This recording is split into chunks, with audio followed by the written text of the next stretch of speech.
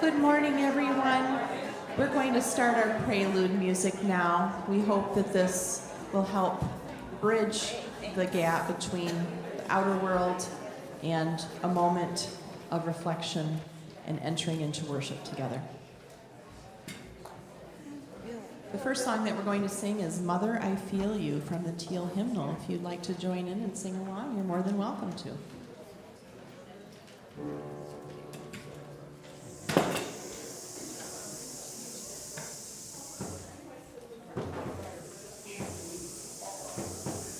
Mother, I feel you under my feet.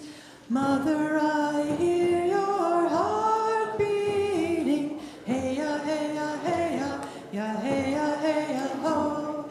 Hey-ya, hey-ya, hey-ya, hey-ya, hey-ya, ho. Hey-ya, hey-ya, hey-ya, ya, hey-ya, hey-ya, ho. Hey-ya, hey-ya, hey-ya, hey-ya, hey-ya, ho.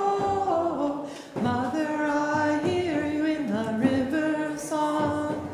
Eternal waters flowing on and on. Hey-ya, hey-ya, hey-ya, ya, hey-ya, hey-ya, ho. Hey-ya, hey-ya, hey-ya, hey-ya, hey-ya, ho. Hey-ya, hey-ya, hey-ya, ya, hey-ya, hey-ya, ho. Hey-ya, hey-ya, hey-ya, hey-ya, hey-ya, ho. Father, I see you when the eagle flies. Light of the Spirit gonna take us higher. Hey-ya, hey-ya, hey-ya, ya, hey-ya, hey-ya, ho. Hey-ya, hey-ya, hey-ya, hey-ya, hey-ya, ho. Hey-ya, hey-ya, hey-ya, ya, hey-ya, hey-ya, ho. Hey-ya, hey-ya, hey-ya, hey-ya, hey-ya, ho.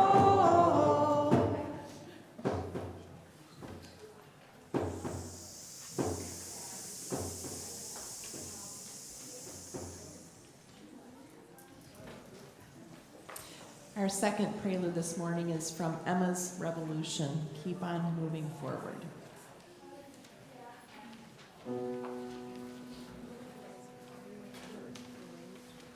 Gonna keep on moving forward. Keep on moving forward. Keep on moving forward. Never turning back. Never turning back.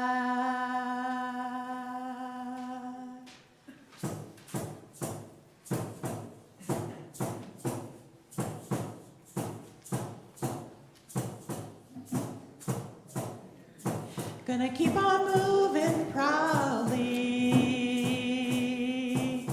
Keep on moving proudly. Keep on moving proudly. Never turning back. Never turning back.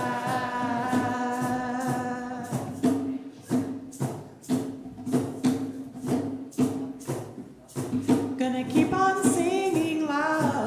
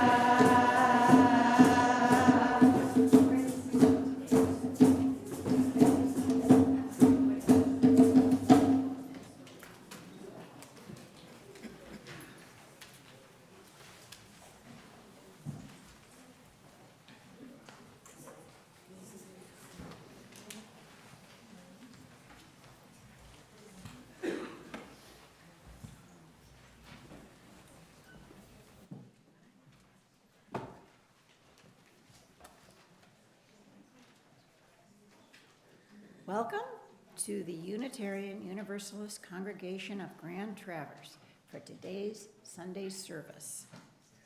We're delighted to have you join us today, whether you are here in person or streaming from home. Now we will have our centering music, the Prayer of St. Francis, which will be played and sung by Fred Shapansky, an outstanding community musician.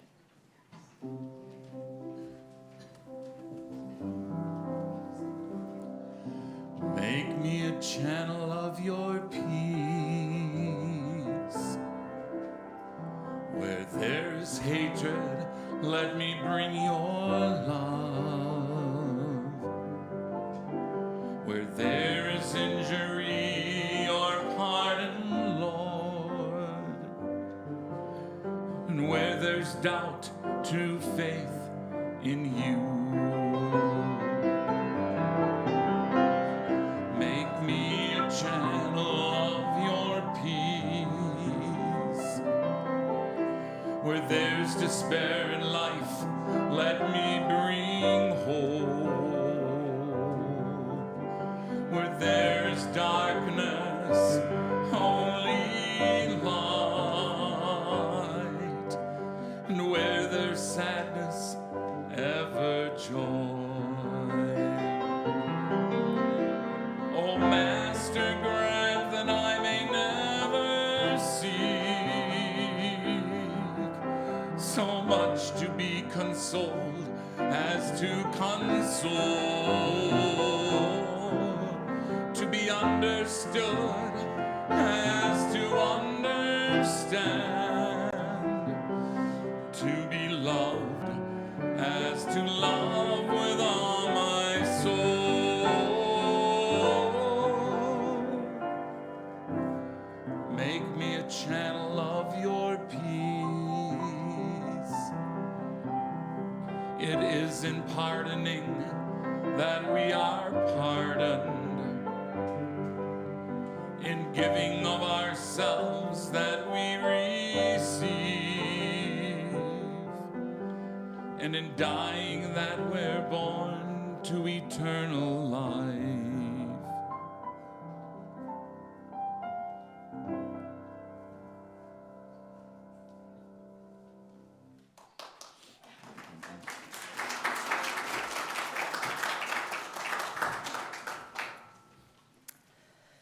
Good morning. I'm Ann Stevenson. I'm a fledgling, emphasis on fledgling, member of the Sunday Services Committee, and I wish to apologize in advance for my inevitable verbal gaffes and other lapses. At UUCGT, we remind ourselves that we are whole, sacred, and worthy individuals, each with our own unique religious background and family structure. We embrace diversity and welcome you just as you are to our beloved community. Please refer to the service notes at the top of today's Sunday services schedule.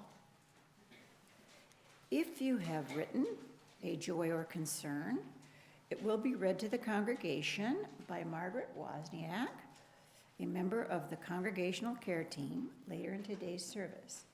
She's hiding, but she's right there. Please silence your electronic devices to help us enter a time of reverence. We are so privileged today to have wonderful guests. Fred Shapansky, a talented musician in our community, is, as you've noticed, singing as well as playing the piano for today. And we're fortunate to have T.J. Andrews, an outstanding environmental attorney and now a second-term member of the Grand Traverse Board of Commissioners, to present today's message. If you are visiting or have been absent for some time, or if you are new to the congregation, please stand to introduce yourself if you're willing. We will bring you a microphone to be sure you can be heard by all, especially those streaming from home. I ran for nothing.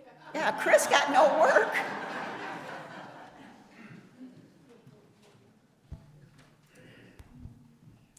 Hi, I'm Amy. I am a beloved friend of Fred and Bill's. Just been out of town all this month, so this is the first time I've had the chance to come and show my love and my support for two very, very dear friends. Welcome, thank you. Thank you for making it worthwhile. Yeah, really. And we invite all of you to join us in the social hall after the service for refreshments and conversation. You may choose a yellow mug if you like to remind us that you are here as a visitor, and we will welcome you to our church with our wide embrace and look forward to getting to know you. I would like to invite Misty to come forward and light our chalice.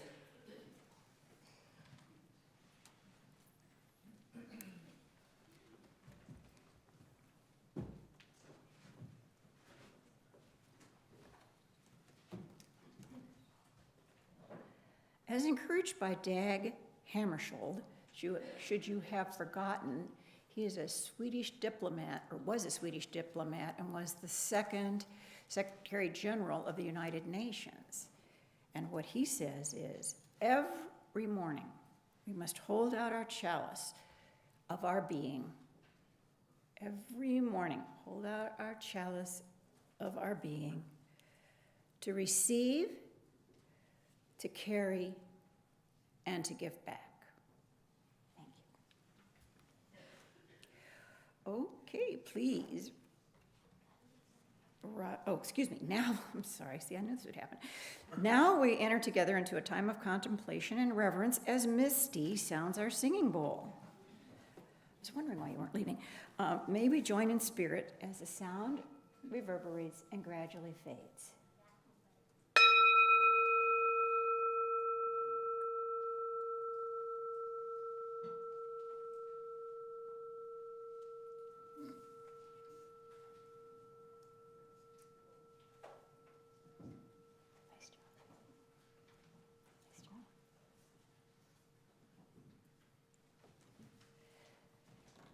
Please rise in body or in spirit and join us in singing our opening hymn, number 1070, Mother, I Feel You. It's in the teal hymnal.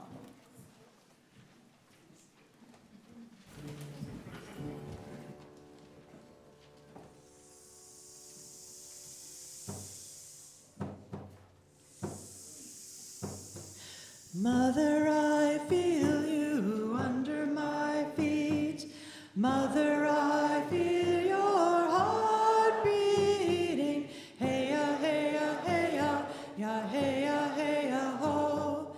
Hey-ya, hey-ya, hey-ya, hey-ya, hey-ya, ho. Hey-ya, hey-ya, hey-ya, ya, hey-ya, hey-ya, ho. Hey-ya, hey-ya, hey-ya, hey-ya, hey-ya, ho. Mother, I hear you in the river song. Eternal waters flowing on and on. Hey-ya, hey-ya, hey-ya, ya, hey-ya, hey-ya, ho. Hey-ya, hey-ya, hey-ya, hey-ya, hey-ya, ho. Hey-ya, hey-ya, hey-ya, ya, hey-ya, hey-ya, ho. Hey-ya, hey-ya, hey-ya, hey-ya, hey-ya, ho. Father, I see you when the eagle flies. Light of the Spirit gonna take us higher. Hey-ya, hey-ya, hey-ya, ya, hey-ya, hey-ya, ho. Hey-ya, hey-ya, hey-ya, hey-ya, hey-ya, ho. Hey-ya, hey-ya, hey-ya, ya, hey-ya, hey-ya, ho. Hey-ya, hey-ya, hey-ya, hey-ya, hey-ya, ho.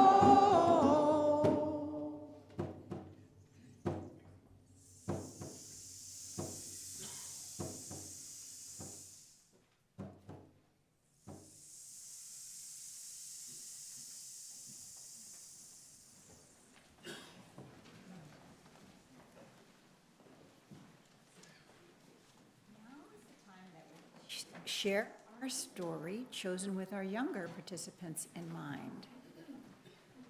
But it will interest us all. Our Director of Religious Education, Chelsea Bentley, will share the power of honesty. Hello. Also known as Sparkles. Hello. Hi, friends. Okay, you have a book to recommend? Hello. Cats Cafe. Delightful. That sounds adorable. We all need more adorable in our lives. Hello. All right, young folks. Hi. How's it going? Good. How are we this morning? We're feeling good. Happy to see you all. You have a great hat on. It's a great hat. All right, so we are talking about the power of honesty and the importance of telling the truth this morning. Now, I know we are all 100% honest, have never told a lie in our whole life. Is that true? No? Oh my goodness, really? Emphatically no, I hear. What is a reason somebody might tell a lie? Or what is a reason that you've told a lie in the past? Emma? To protect someone from something. Ooh, to protect someone from something. Sometimes we don't want to hurt somebody's feelings, right? Or not telling them there's a surprise birthday party. Or not telling them there's a surprise birthday party. You know, sometimes there are good reasons to tell lies. That is probably the only time is not spoiling a surprise. That is okay to tell a lie. Huh. What's another reason? Ty, did you have another reason? No. No? So protecting other people's feelings. All right, that's a generous reason to tell a lie. What's a reason that we might be a little more selfish that we might tell a lie, Clara? To get what? Get more. To get more? Yeah. Yes. Or to not get in trouble, right. So you're like, oh, no, I didn't have any cookies. No, Mom, I haven't had a cookie yet. You want more cookies. You've already had a cookie. The person with obvious cookie crumbs around their mouth, right? No, I haven't had any cookies today. No, I haven't eaten any of my Halloween candy. I only ate one piece. That's definitely a lie. Emma, you had your hand up again. Did you have another one? Or was that the same one? Yeah. So protecting feelings is usually a big reason that we tell a lie, whether it's our own or somebody else's. We don't want to get in trouble. We don't want to stir the pot, right? It's a kind of a funny grown-up term, but we don't want to shake things up too much. So in our world, sometimes there are people that tell kind of big lies, right? And that's not okay. And so we're going to talk about a little bit about that today. So this is going to represent the truth. This Petoskey stone is going to be in this jar, and we're going to represent the truth. But sometimes the truth is not what people want us to know, or not what people want us to think about. So what may be example, like kind of in our bigger world, of a truth that people don't necessarily always want to think about? Anybody have an idea? Like in our history of our country, or in our history of our world, what might be a truth that people sometimes might not want to think quite as much about? It's okay if it takes you a minute. Emma? Colonization. That's a huge one. That's a big one we think about at this time of year, right? Especially with Indigenous Peoples Heritage Month, right? And it's Thanksgiving coming up, and there's a lot of not necessarily truthful things that we tell around that time of year. And we have to remember the real history, right? So colonization, racism, the history of racism in this country.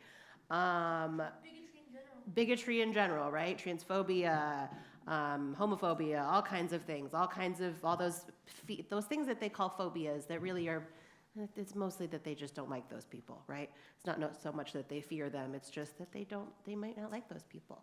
So all of those big things are big truths that sometimes they want to cover up with lies. So we're going to practice that today. And another one that I could think of was about our climate, right? So sometimes there are some people that want to say, oh no, climate change isn't real. Oh no, the earth is fine. Everything's fine. Don't panic. Everything's fine. Don't worry. We don't have to take care of our planet. Humans haven't done anything wrong. That is like the t-shirt with the cat that rolled a natural one on the D20 and has like 7 different weapons sticking out of it. Yes, that does sound right. So I'm going to give you guys these. Here. Can you help me, Ty? Can you help pass these out? Or can you guys just come grab one? Y'all just come grab one. Whatever color you want, it's fine. Go ahead. So we're going to represent The truth is our big stone here. And let's think about maybe the lie is the earth is fine. Or the truth is that the earth is not fine, right? The truth is that the earth is in trouble and that we need to take care of it. What might be an example of a lie that somebody might tell about the earth? What may be an example of a lie that they might tell to try to cover that up? Pollution is fake. All right, will you put your stone in? So we're going to try to represent all these lies. Pollution is fake. Somebody made that up. Clara?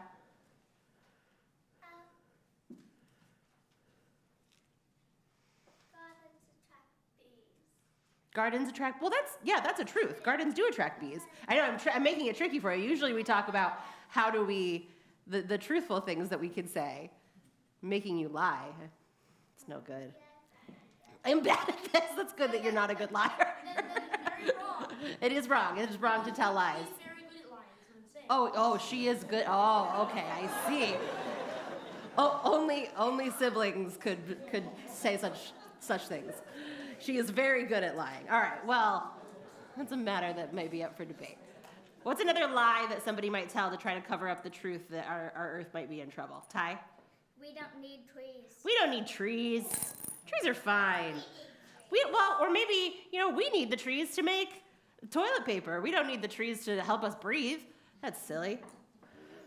We need the trees to make more stuff. What do you think? What's another lie that somebody might tell to try to cover up the truth? What about the water? You don't need water. We don't need water. No, the water's fine. The water's fine. All that pollution in the water. There's so much water. We'll be fine. Don't worry about it. 1% is drinkable, folks. Only 1% is drinkable. You have a good one? All right, Ada, what's another lie? My brother doesn't tickle me. Of course. Okay, what's a lie about... He does it all the time. Of course he does. What's a lie about the planet? Let's see. The planet, it's not getting warmer, or it's totally normal that it's getting warmer. Don't worry about it. What about, let's see. What other lies might we tell? You want one more? Do you have another one? Oh, wait. Oh, okay, go ahead. It was harder than this when the dinosaurs were Oh, it was harder than this when the dinosaurs were around. There's no asteroids coming at us or whatever it was that wiped out the dinosaurs. This is just a normal way that the planet... We don't need gravity. I think we do need gravity. I know. I don't know. My flying skills are not up to par. I like to stick to the ground as much as possible. Oh, you have another? Okay, here. We don't need gravity to live. We don't need gravity to live. We don't need clean water. We don't, what about, let's see. Elliot has one. We don't need food. We don't need food. Ooh, that's a good one. It's okay, there's plenty of food. Don't worry about it. We're not gonna run out of food. We're not gonna run out of... We don't need the sun. We don't need the sun. Well, I think we do need the sun. I don't want more trash. More trash. It's okay. Well, there's lots of places to put the trash. We can be wasteful. What's another one? Let's see. We can keep using things. We don't need plants. I have another one. Yeah. I have another one. Oh, you have another one? Okay, keep going. It's taking a long time to cover up this truth, guys. I don't know. It's fine if we have trash in space. It's fine if we have trash in space. It's fine if we have trash in the ocean. We don't need planets. We don't need planets. Well, maybe we can go to another planet. It's okay. We don't need this one. Go ahead. You need another stone? Go ahead.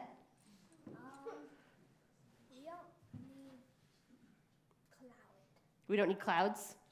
We don't need clouds? No, we don't need clouds. What makes up clouds? Water? We don't need the water. It's fine. Everything's fine. Don't panic. You guys have some silly... Oh, you already said water. Clara? We don't need. It's easier to live with cars. Yeah, oh, that's a good one. It's easier to live with cars. It's fine. We don't need to walk or ride our bikes. Even if it's 2 minutes. We don't need cars. We don't need... That's what Clara just said. We don't need cars. Emma? I'm just trying to think of all the trouble boats that I can. Okay. Hit me. Huh? It's doing well. It's doing well. Everything's fine. Don't panic. All right, so we've got all these lies. We've got all these lies, and they try so hard, and they cover up the truth, and they cover up the truth. Uh-oh. Can you see it anymore? If we work hard enough, we can see it. And if we look underneath all the lies, we can definitely still see the truth, right? And if we shake up those lies, the more we shake them up, the more the truth gets revealed, right? And then we can use our discernment, and that truth can come right back out. All right, back up. All right, enough of that. Chaos ensues. All right. So what we're trying to get at today is that it's really important for us to remember all of these truths, and for us to look underneath and shake things up, and to remember that the truth is always there. We just might have to pick through the lies a little bit first, right? Got it? Can you guys practice that for me? Can you put your lies back in the cup for me? Thank you. No, don't take more out. Put them back in the cup. All right. We have a song this morning. You stole the truth. Oh my goodness. All right, we have a song this morning. I believe the grown-ups are singing to us this morning. Or are we singing? I think. All right. Shh. Bring it back down. The grown-ups are going to sing to us this morning. So we've been doing our Spinners and Weavers song, but the grown-ups also have our benediction that we used to do. So rather than running out the door, we are going to let them sing to us and listen to the words of this song and let them kind of share their blessing with us, okay? Sound good? And then we can go. Go in joy, go in peace to meet the day. With open hearts and grace lives wonder. We will guide you, we will love you on your way.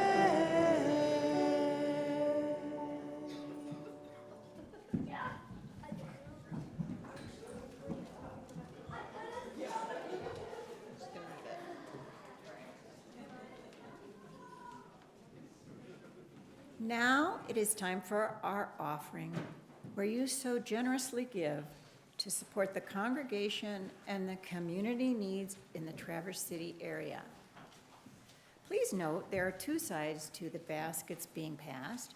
They are labeled congregation and community needs. Place your donations according to your own desire. If you're watching from home, you may give as described in the slide.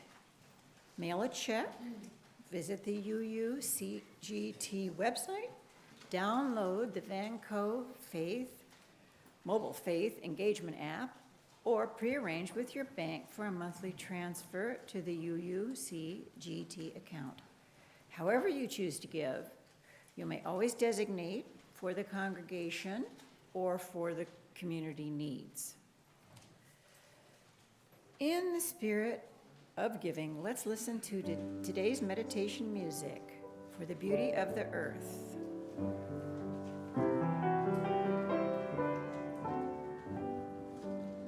For the beauty of the earth, for the glory of the skies, for the love which from our birth over and around us lies.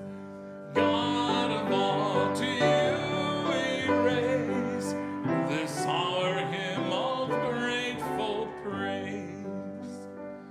For the beauty of each hour, of the day and of the night, hill and vale and tree and flower, sun and moon and stars of light. God of all, to you we raise this our hymn of grateful praise. For the joy of human love, brother, sister, parent, child, friends on earth and friends above, for all gentle thoughts and mild. God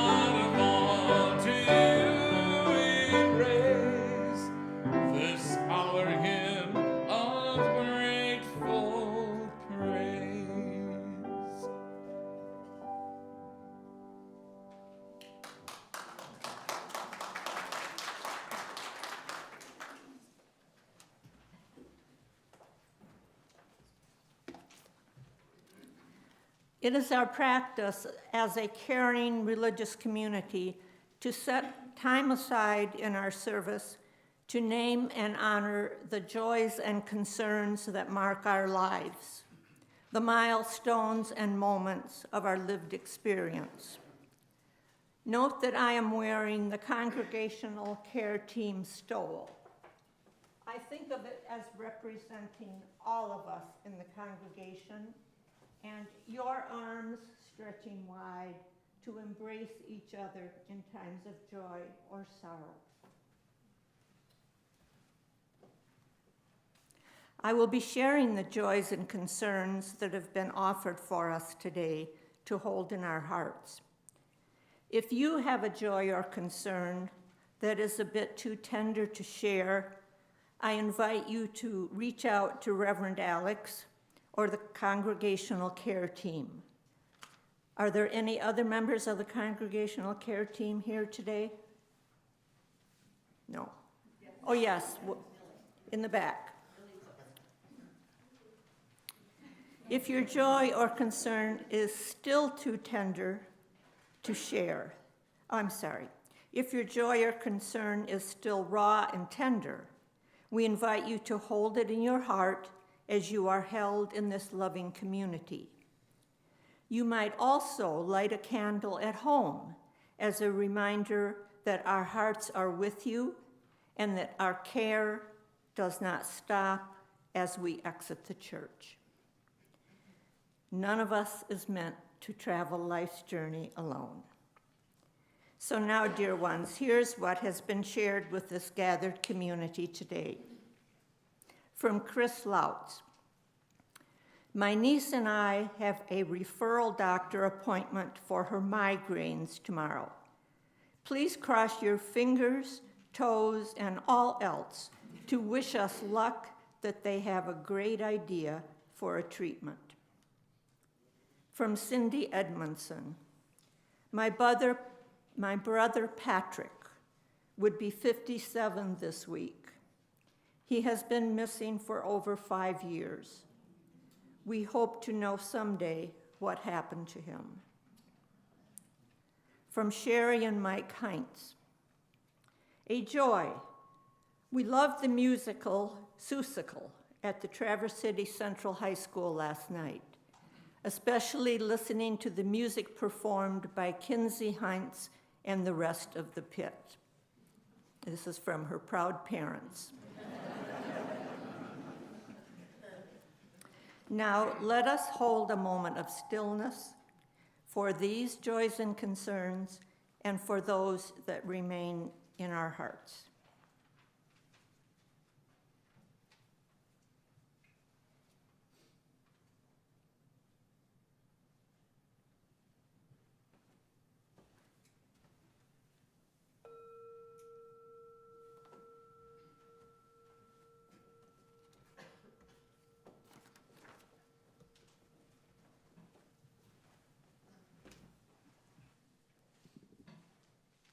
In the flesh, you can see how to sign Spirit of Life. And we're going to keep sending out the flash so you can learn this ASL for this song. I'm going to sign it with you today. Anybody who knows it's welcome to join.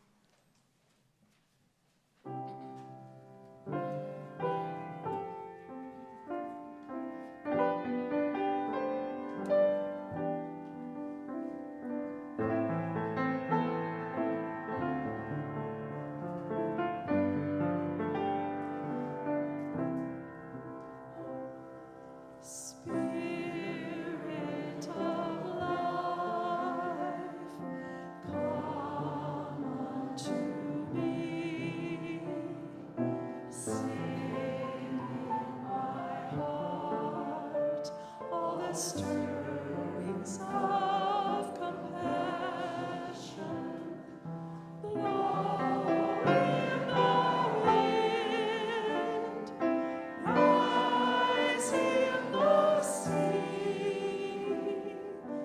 move in the hand, giving life the shape of justice. Rules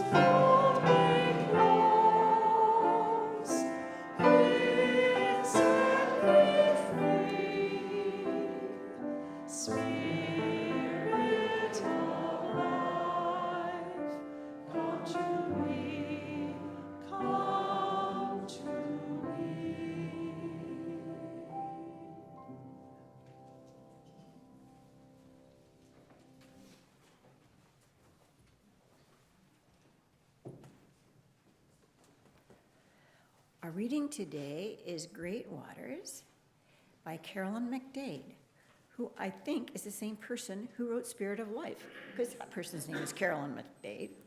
Probably they're the same. This will be read for us today by Mark Dragovich. Thank you, Mark.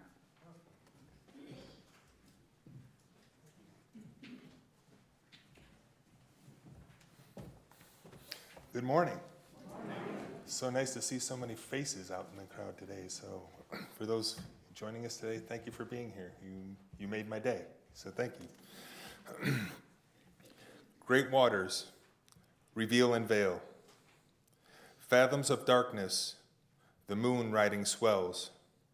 Over mountain and canyon and forest of kelp. Home of long-distance swimmers, salmon of wild, find their freshwater stream. Whales sound a path through the ocean. Great waters circle untorn. Rounding the continents, all waters one. Circles of water and cycles of stone. Each a part of each other. Dust of the Sahara rides over the sea. Tropical seeds round Norway. Great waters reveal and veil. Fathoms of darkness. The moon riding swells over mountain and canyon and forest of kelp. Home of long-distance swimmers, salmon of wild, find their fresh water stream. Whales sound a path through the ocean.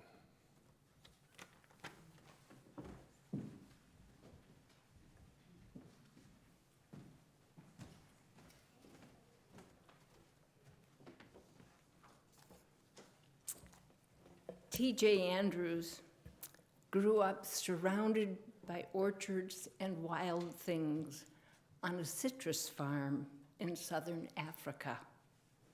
She lived in Texas in high school and college, and 20 years ago, she came to Traverse City, and she likes it so much, she's staying.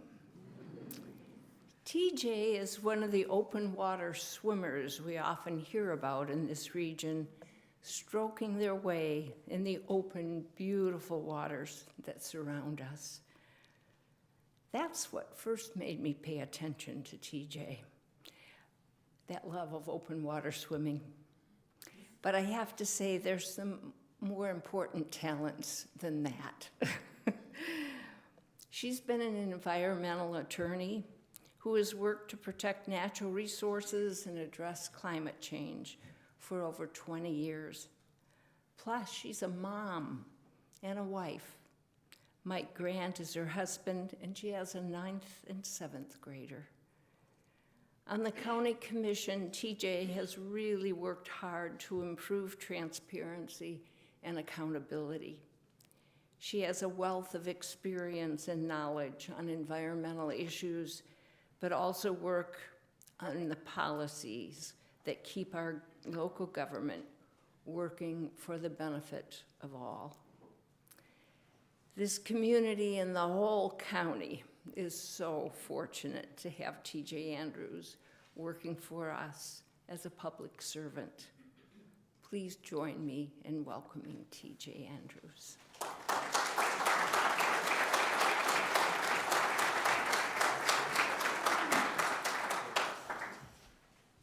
Good morning. Thank you, Mary, for that generous introduction. I'm honored to be invited to participate in today's service with you. Before I get into the substance, I want to expound just a little bit on my background, just for context. As a kid growing up in Africa, my early perspective on the natural world was frankly one of fear. We never swam in rivers and lakes where I grew up because there were crocodiles in those waters. There were parasitic worms that we could contract through contact with Bellagio water. One year after a cyclone flooded the river and brought the water's edge much closer to our house, we had hippos in our yard. And while they may be cute in the books, in the storybooks, they are dangerous in the wild and when they're in your yard. The land was scary too. Scorpions lived in our shoes. Snakes were a constant fear for me personally. I came nose to nose with a cobra one day running through my yard from my mother. She said it was my punishment.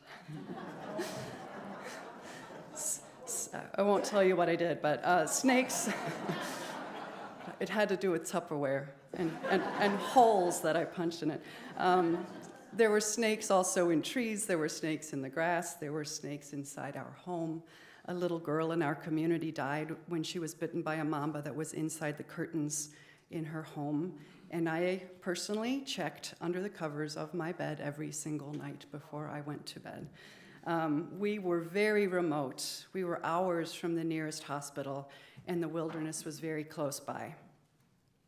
At the same time, my childhood perspective was one full of wonder about the natural world. My sister and I attended boarding school starting when I was in 3rd grade and she was in 4th grade, and our grandmother lived just near our boarding school, just outside nearby, and she was widowed when she was very young, and she raised her mentally disabled son, my Uncle Dennis. My grandma and Uncle Den loved the African wildlife, and my grandma was a lifetime member of the Kruger National Park, a world-renowned national wildlife refuge in South Africa, and she was its first lifetime member number 1. And you could get there in about an hour from her house, and the 4 of us, my sister and me, my grandma and my Uncle Den, spent countless hours of our youth driving on safari through the park in her little old yellow sedan, panning with the binoculars for lions in the rocks and in the caves and cheetahs in the trees, and observing herds of elephants wandering around our car, and giraffes and impalas and wildebeests and zebras and sable antelopes and just about every other species of African wildlife in their native wilderness. We watched and we talked for hours about wildlife and nature inside her car. After my father died, when my sister and I were in middle school, my mother moved us to the United States, which is where she was from. And for various reasons, we landed in West Texas, in Midland, Odessa, the Permian Basin, where oil and gas rule the landscape and football rules just about everything else. I got out quick. I graduated at 16, and I went off to college in the much more hospitable Texas Hill Country, where I was able to reconnect with nature. I finished college quick too. I finished at 19, and then I traveled extensively around the world. I went back to Southern Africa for a year. I spent a year on a remote tropical island in Japan. I spent 6 months in Guatemala and in Mexico, and for me, the more remote and the more wild, the better. But then I got serious, and I went to law school, and I became a public interest environmental lawyer, and I'll skip over a few details, but that's what I've been doing for the last 22 years. But somewhere along the way, I think starting in around 2014, I started developing something that I call localism. It's a kind of myopia. It's a nearsightedness. And I concentrated my environmental activism to an increasingly narrow geographic scope. We had just moved back to TC from DC, and our kids were little toddlers, and so our lives were pretty small and contained. And I started to pay more and more attention to our local community. And I started directing my professional efforts more and more to our local environment. After having lived and traveled around the world and worked on issues of national and even international consequences when I was with the Air Force for a while, I started embracing the opportunity to concentrate on an area that I can know, that I can understand, and that frankly I can maybe even improve. And at the same time, and not coincidentally, my political perspective evolved inward and became similarly locally focused. There are so many direct ties between our local environment and the challenges we face environmentally and our local government. So both my professional and my political localism developed simultaneously and interrelatedly. And so that's what this talk is about, our local environment, the environment in this little corner of the world, and it's been my focus for the last decade. As you know, I'm an attorney. That means I work for other people. I represent my clients. My clients include some individuals, but mostly I represent environmental organizations, land use organizations, small grassroots organizations like the Watershed Center Grand Traverse Bay, and large state and national organizations like the Sierra Club, the Natural Resources Defense Council. And while I serve as a counselor and an advisor in my role with my organization clients, I mostly serve as their advocate. I represent my clients in court. I am a litigator. I go to battle in the courtroom on environmental and land use and energy-related matters on behalf of environmental and land use and energy organization clients. I take orders from them and I fight for them against their opponents, and that's why I consider myself a foot soldier in this battle. That's sorry, we should. Back a slide. We're still. Sorry, this is going to pick up a little bit. We're still on the beginning. That's the context for the perspective I want to share. Next slide. I wasn't paying attention. Thank you. What is our local environment? I expect we all have a pretty common understanding of what we mean by this concept, but just for the sake of clarity and completeness, I'm going to share a working definition. One component of our local environment is the land and natural areas. Natural places that are free of development and free of pollution and that are available as habitat for wildlife, for sustenance, for food, for hunting and farming, for emotional sustenance, for recreation, for people to use and enjoy. We might think of this as the conservation side of environmentalism. The work here is first and foremost our stewardship to protect and maintain those natural areas that we already have. And then second is to get ahead of land conversion, right? Where we can. Once forests and farms are cleared and converted for development or for mining or for otherwise activities, it's challenging to ever reverse course. So the work involved here includes private landowners, farmers. It includes nonprofit organizations like the land conservancies. And it includes government, all branches of government, the federal and the state. We think of them as owners of large tracts of land. The DNR owns thousands, millions of acres in Michigan.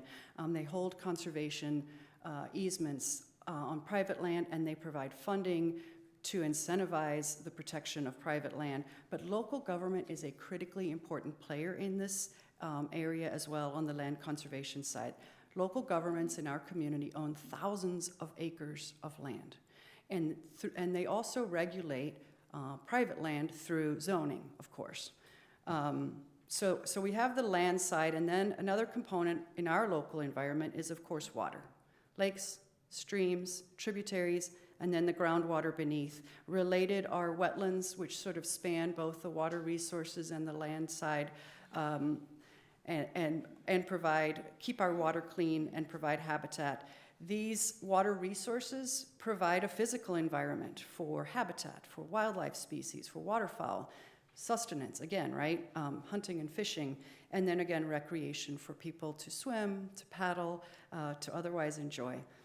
These water resources share both that conservation side of environmentalism, but also layered on top of the conservation side, water must remain clean and unpolluted because it is critical for life.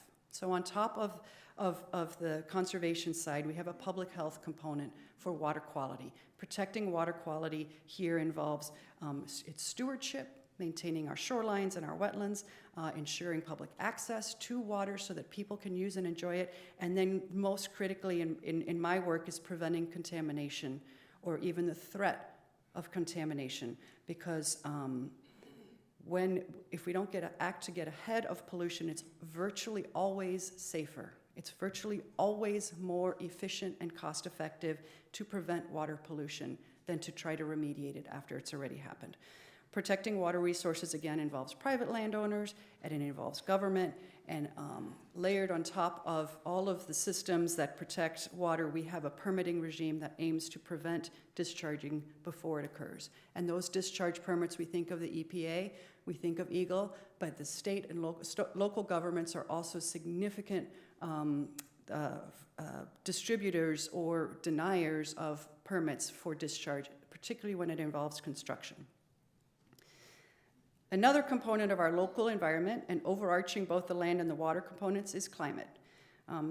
Those factors include our weather, ambient temperatures, water temperatures, precipitation, snowfall, water levels. All those components overlie the land and the water in our entire ecosystem. It was developed based on those climate factors, and the changes to them are far-reaching, and we're still coming to understand what that means. And within our community, we even have microclimates, like this peninsula, which extends 17 miles out into Grand Traverse Bay, has a unique microclimate, and we expect that changes to the climate environment are going to impact this unique microclimate uniquely. We just don't know fully how yet.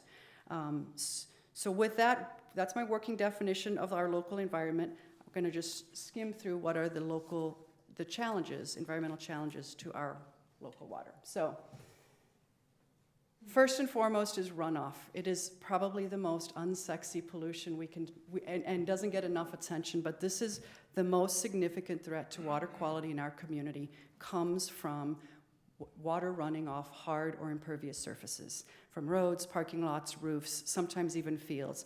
When it flows directly into water without first being treated, it introduces all of the pollution along the way into those resources. Much of the Traverse City street runoff is directed straight into Boardman Lake or the bay, untreated. Treatment typically should involve infiltration. It is the most cost-effective way to address runoff, and the work here is to incorporate the requirements, incentives, even just awareness about infiltration options. We call it low-impact development or green infrastructure. The idea of using infiltration in place, pervious pavements, green roofs, infiltration basins, ditches alongside the road so that water infiltrates before it reaches the ultimate ground or surface waters. This is a key area for local government. Local government regulates development in the first place, zoning and building, and the entities that control the streets and the roads are mostly, in our community, local governments. There are some state, but for the most part, it's local governments. Growth. We're just not talking about the biggest challenge in our local community if we're not talking about our growth. That includes challenges to our local environment. Growth impacts wastewater disposal. Do we have septic systems? Do we extend municipal treatment? We need more roads, we need more hard surfaces, that leads to more runoff. Land conversion leads to loss of tree canopy, fragmenting our natural areas. We know growth is not a four-letter word, but it does have to be managed for sustainability and to minimize those environmental impacts. That requires planning and collaboration on the front end, something we have ample room for improvement in our community. Encroachment is the idea of the nibbling effect, the development along shorelines and wetlands where individually the impact is minor, but collectively the impact is significant. That's where the highest demand for development is in our community, in those environmentally sensitive areas. And we advocate for at least a 50-foot setback. And ideally that 50-foot setback should be vegetated. Ideally it should be vegetated with natural vegetation, and that is work. That is work to get communities that don't have those setbacks to enact those setbacks, those that have those setbacks to enforce them and to make sure they're not being violated, and to not be giving them away through variances and turning a blind eye when they're being violated. Tree canopy loss, we know. The kids said this morning how important our trees are, and we know we're losing our canopy. That's important to air quality, water quality, climate, quality of life, and more. Septics, we're going to hear, if it kills me, you're going to hear more about septics in the next months or weeks or years. We have about 25,000 septic systems in this county. We know only where about 20,000 of them are located. 15 to 25% of septic systems are failing. But we have no obligation in our community to inspect septic systems after they're installed. We may see a septic inspection requirement come out of the state legislature. I'm looking at you, Representative Kofia. But even if we don't, Grand Traverse County must step into this space. Even if the state does, we need to step into this space because it's going to take years to get that off the ground. This is important to homeowners. It's more cost-effective to identify that septic system that's failing before it's obvious. And it's important, obviously, to water quality to identify those as well. Waste, what happens to our waste? Where does the trash go? We've got microplastics in our water. We know we have it out here in the bay. We know it's there. We just don't know how extensive it is, and we don't have any plan to get ahead of it and to counter it. State law is changing to require more planning for waste diversion, for recycling and composting, and there's a huge opportunity to do more there. Maintenance, taking care of the things that we already have, the pipes under the ground, the roads that are crumbling, the leaking sewer pipes where when we get big rains over and over, and they leak into the sewer pipes, and the sewer pipes leak sewage out into the streets that gets into our water systems. And then resilience, getting ready for changing climate. It's coming, and that tends to have more hardening of shorelines when we have high water levels, which reduces or it limits that important interface between the shore, the water, and the land. That's so critical for wildlife. We have more and more frequent storms. The ground becomes saturated, runoff intensifies because there's nowhere else for it to go. More stormwater infiltrating pipes. We know the impacts of warmer waters on pests, on our crops. These are things we know are happening. We don't have good strategies yet to get around them. And they're going to be issues where the local government has an impact and opportunity. Next slide. So why do we invest in this? Why do I invest my personal, my political, my professional resources into tending the environment? I think it's the same reason most of us engage in our respective ministries, in the mission work that we all do in our community. First and foremost, it helps to promote justice and oppose injustice. And those are core values for me. Most of the environmental battles I've been engaged in involve one side that has more resources and more information and more to gain financially from doing harm or polluting the environment than everyone else that's being impacted, either because those impacts are diffused to a bunch of people individually, or they're going to take place over a long time. Generations from now we'll be seeing those, but that doesn't help us today to counter an offense, or both, or sometimes it's difficult to even trace the harms that may happen as a result of activities. These are fundamentally unfair fights for those reasons. So one of the reasons we do the exhausting work of tending our local environment is because we're offended by injustice, and we strive for fairness, and we can help balance those justice scales when we come together and engage in advocacy for environmental values. We also do this to gain useful and inspiring perspective, right? It helps put things in perspective, both personally when we go out in wilderness, when I swim in open water, and I'm tiny, and the world is huge and awesome. So that's one reason we engage in the environment, but also it goes back to that truism that, help me change the things that can change and accept the things I can't change. The idea of think globally but act locally.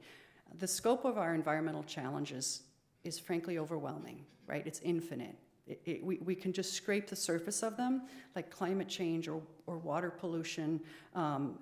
But when we work at the local scale, it helps us to do work that is objectively meaningful and impactful. Even when the scale is overwhelming, we can move the needle at the local level. We can make a difference when we divert a pollution source, or when we encourage compact development, or when we move one little development a little further back from the water, so that there can be that interface between the shoreline and the water intact. And the compound effect of that is empowering, right? It helps us realize that we are both at the same time. We are small and we are powerful at the same time. We're small in the immenseness of the work and the challenge, but we are powerful because we can make a positive impact in this community, in our communities. And that perspective, in my opinion, is empowering and invigorating. This work also nurtures curiosity. There's always more information or knowledge that if I had it, I would probably see things differently. I would understand this problem in a different way. That's sometimes factual or scientific information, sometimes it's legal or procedural, and often it's social and emotional. Understanding where others are coming from. This work of tending the environment provides an infinite opportunity to learn and explore and become wiser by that information. I am confident that if I can do this work for the next 25 or 50 or 100 years, I will learn something new and useful and meaningful every single day that I do it. We keep tending the environment together because it provides fellowship. Because however we arrived at the mission work that we do, whether it's environmental or otherwise, I expect most of us keep doing it, hard and infinitely impossible work because of fellowship, right? Because the outcome of our work is greater than the sum of the parts. If 10 of us come together, we achieve more than if each of us did 1/10 of the work alone. Fellowship helps us build better strategies.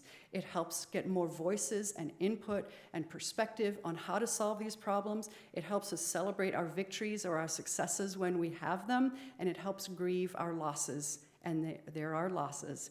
But when we do that together, it helps us prevent slipping into depression or lethargy or abandoning the mission and the work, and instead helps foster the energy and the motivation to get back up and do it again tomorrow. All of these are the factors that build replenishment, that re-nourish us and help keep this work satisfying and help us keep doing it, because there's so much of it. We need that. Last slide. How can you help?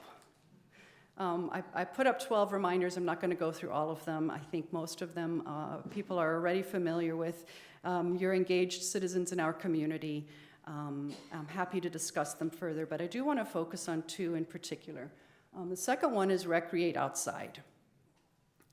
This is obviously invaluable to our personal well-being, right? And I want everybody, for their own personal well-being, to recreate as much as possible outside, even whether that means swimming in open water or running or cross-country skiing or frankly sitting on a bench at the Civic Center. Just being outside is good for all of us, and I have a selfish reason for putting this on the list and highlighting it, which is because when we are users of our resources, we become ambassadors for them, and we become natural and frankly very effective advocates for those resources. The more parks we walk in, the more benches we sit on and lakes we swim in, the more we appreciate them and the more we speak up for them, for their stewardship, for their protection, for their expansion. I swim in the bay, and I encourage others to do it. And I am a beneficiary of that clean water. I swim in Cedar Lake, and I try to swim in as many lakes as I can, because the more I do, the more I see, and the more I can speak from the heart in their support to ensure their continued protection. And my work is easier when there are more citizen advocates speaking up for more resources based from the heart, based on their own personal experience and enjoyment of those resources, and have a personal connection to them, are better off because of those resources. And then the second of the 12 that I want to emphasize is the last one on the list, which is use your voice. I can't speak to a group of people and not bring my one critical message, which is we need more citizen advocates in our community speaking at the local level for the resources that are so important to us. There is such a vast opportunity to take the ministry of tending the environment outside this room when we exit today, beyond the lakes we swim in and the parks we sit in and the trails we walk on, to effect change through local advocacy.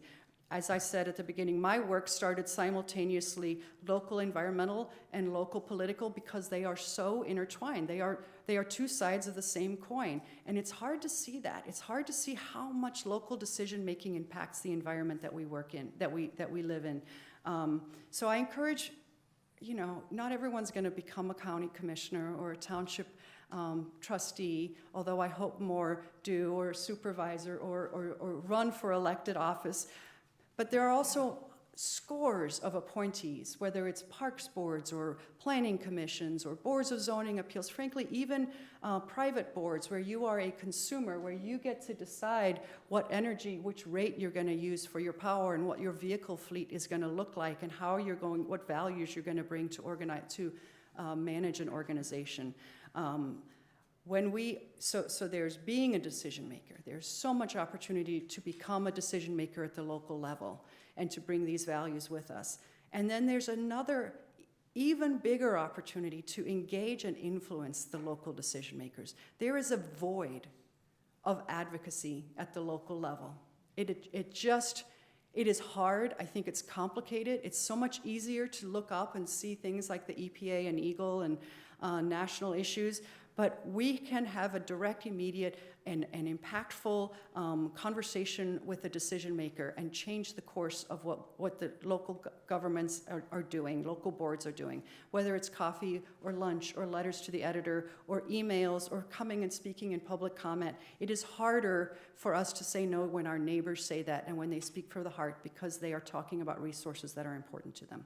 So I can't advocate enough. I'm happy to talk and engage on how to plug in, but I just encourage everyone, if these issues are important to you, if tending the environment is important to you, please speak up and use your voice to engage with the local decision makers and above, but local decision makers is one area where we can really make a difference. That's my last slide. Thank you. Thank you for your time here today. Thank you for the community and the fellowship that you've provided, and thank you for giving me an opportunity to speak to you today.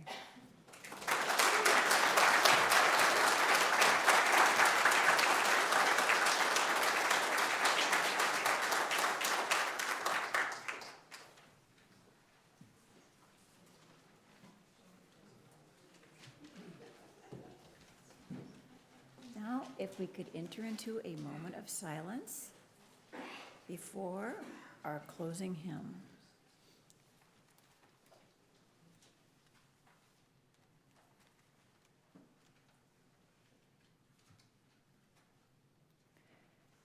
Now it is time for our closing hymn, number 1064 in the Teal hymnal, called Blue Boat Home. Would you please rise in body or in spirit and join us in singing Blue Boat Home?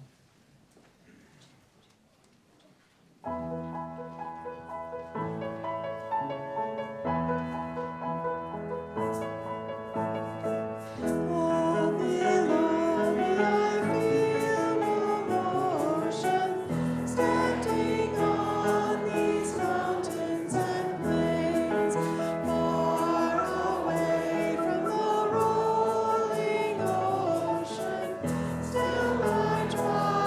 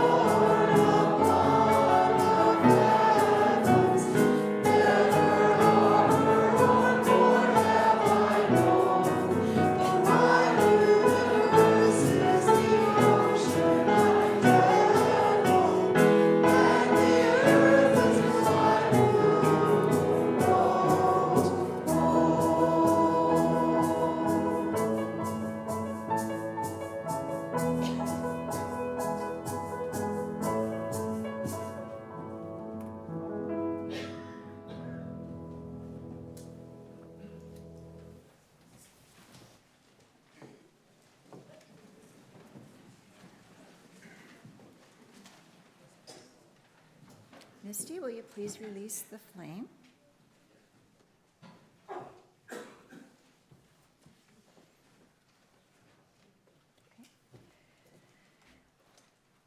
Hope continues, uncertain and true. Hope continues, uncertain and true, like candlelight, ready to spark again. Next, we have special announcement from Veronica and Mark Dragovich.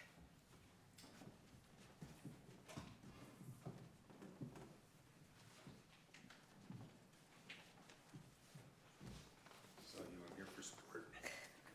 Good morning. I'm Veronica Dragovich, and this is my husband, Mark. And we have been training with Rick and Chris Walter to take over coordination of the Harvest Gathering. So I'm here. That's what I'm here to talk to you about. So the Harvest Gathering, it is a service and potluck, and it is next Sunday, November 24th at Gilbert Lodge in Twin Lakes Park.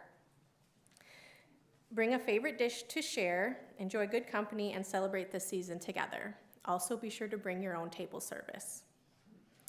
Doors open at 10:45 with a short service at 11 and the meal to follow. The requested donation is $10 per person or $25 per family. If you have questions or would like to sign up today to attend, please visit the table in the hall. If you don't pre-sign up, you can still attend. You can still show up the day of. And then I was also handed a few other announcements. All pictures left on the Day of the Dead display are now on the shelf in Lost and Found across from the bathroom, so please grab those if you happen to leave your pictures on that table. And then also, from the Social Justice Action Team, we need your help to develop a congregation-wide social justice action focus for 2025.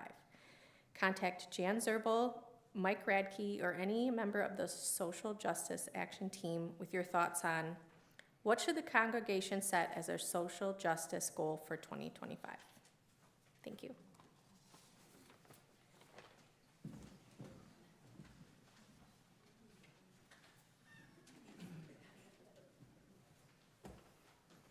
Okay, well, that was a wonderful service. So let's all stretch up and take hands with one another. Feel the energy of all the people around you. And, oops, sorry. But peace is the wholeness created by right relationship with oneself, with others, with the earth, and with the larger whole. So if everyone would like to share a twist and get, yeah. Okay.